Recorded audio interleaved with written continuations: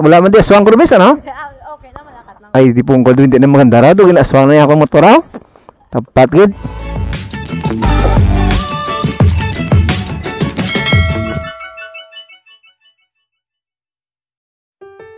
Time check natin is 9:30 na ng gabi. Meron tayong order dito galing kay Sir James Fernandez. At yung order niya sapat na sa Kalumangan, yung pin location. Pero base address ay nasa Atipuluan Elementary School, Baguio City, no? So ito ay isang example ng wrong pin. Samahan niyo ako, i-deliver natin to. At medyo malayo-layo dito yung delivery point natin, no? Pero okay lang. Dahil sayang naman kung hindi natin may deliver tong order. Medyo masama yung panahon. Umuulan na. Wait lang. Secure muna natin yung camera para hindi siya masira. Ayan. Wait lang mga amigo.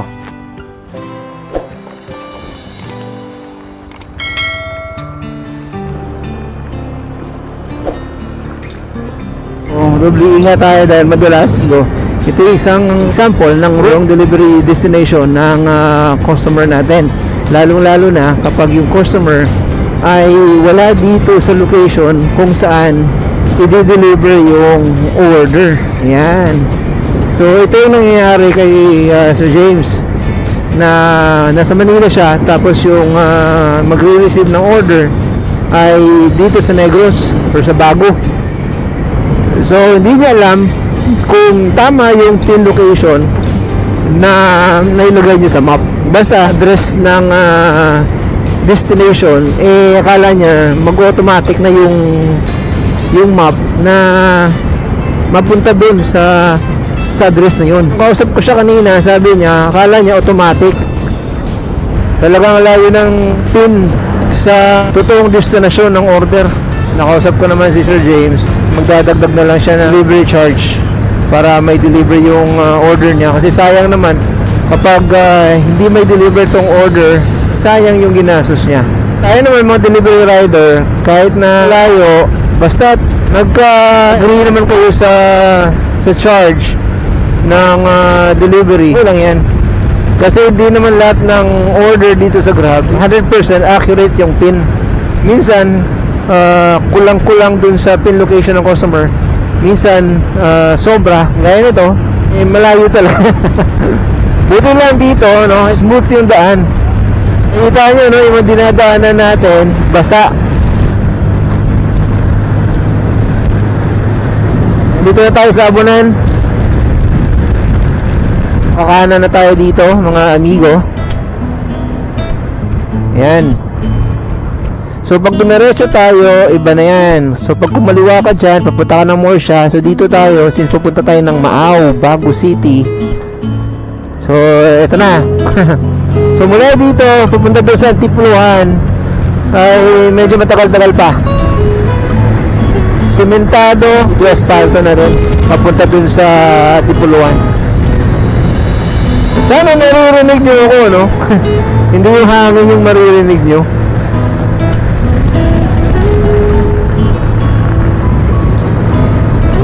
Alright. Talaga naman nag-night ride tayo. Di na ako makakapag-cancel ng order dahil nakapag-cancel na ako kanina. So no choice na to. No choice na pumasok yung order sa atin ni Sir James papunta dito sa Tipuluan. Yan, tingnan mo sir, ganito kalayo ang sinasabi ko sa inyo. Separate yung daan dito sa Tipuluan kaysa dun sa pin na nakalagay sa map. I think wala nang ulan dito mga amigo. Pwede na tayo maglabas ng cellphone para makita ko kung nasaan na tayo banda. Walang ulan dito.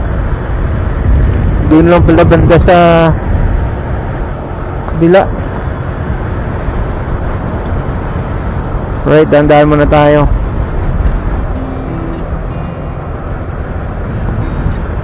Alright, slow down, sabi niya.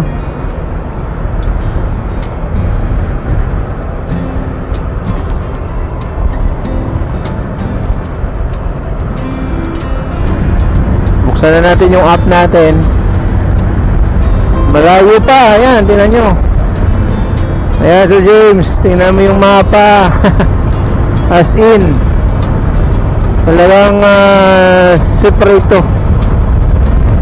Ayan.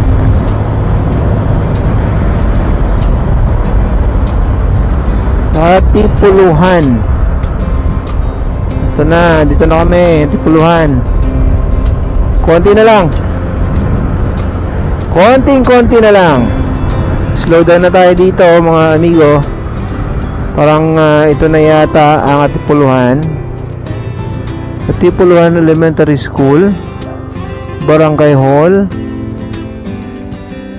excavation. Muna, di ba? Ito na ba yung Tipuluhan?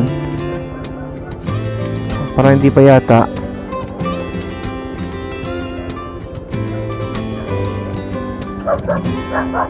Balikan natin.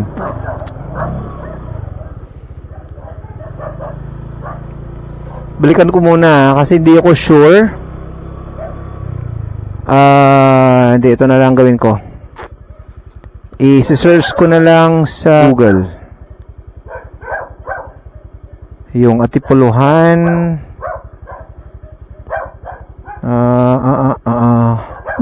Kasi parang hindi pa ito eh, Tipuluhan. Ayun, Tipuluhan. Okay, parang nandito na nga tayo. Ito na yung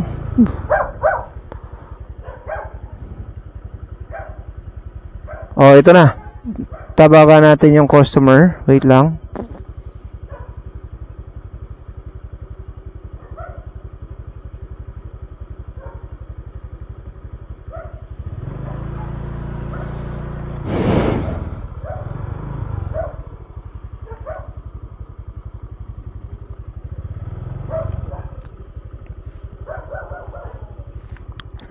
Hello, Miss Dan. Ari ko din sa kilid sang elementary, Miss.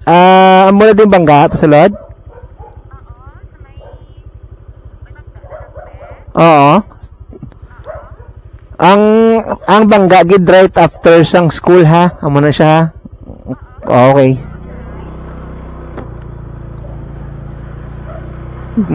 Bantay ba tayo? Lako na, Miss, ha? Date zone ko lang, eh. Sige, sige. Barangay Hall. Alright.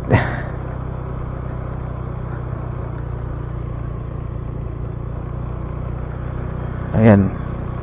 As in malayo. Barangay Hall. Ano ka namin ito bang Barangay Hall? Doon sa Pakugamay? Sige, pwede, And welcome to Barangay Tipuluhan Plaza. Ayan. People's Hall. May irrigation. Doded end na siya. Doded end na siya mo na. Pa right kung pa left. Sa left. Kita mo suga ko. Ay, paslight tantan lang ka. Alright, Sir James, ito na yung irrigation. Dito natin i-deliver yung order mo, ha? Hindi, gablog ko. Oo, nagbablog ako, eh. Ayan na pala si Miss Danica, Sir James. Ayan. Hi, Miss. Shoutout na, Miss, ito na yung order. Ayan, bangus tsaka shrimp ulam. Ayan na. Nabayad na eh. Miss, bayad na, Miss. Bayad na rin. Tawagan ko sa. Wait lang, kay off ko na eh. Ano ba? Lisibo pa gado yaw? Wala. Sorry, Tagalog. Sabi na kasi. ikaw lang masturya. Sige, sir, hindi mo masturya. Ako lang ako masturya siya. Sir! Okay na, nandito na ako. Nandiyan na ka lang, kuya? Ah, dito na, oo. Naibigay ko na. Magsalita ka lang, narinig niya. Thank you. Oo, okay na. Tabagan ko sila karon. Oh, sige, tawag na lang sa'yo daw. I-upload ko to, ah. Nagbablog ako. Oh. Muntik, James! Oh, sige na, miss. Okay ka na dito? Oh, ilawan muna natin. Oh, yun, oh. Ganda pala ng lugar nyo. Pwedeng mapagano ng bangka. Meron silang pool dito, sir. Pwede kang lumangoy. Lapad. Next time daw. Papa-surprise na mo. Ah, ganun talaga pag surprise, sir. Ah, sige na. Ah, miss.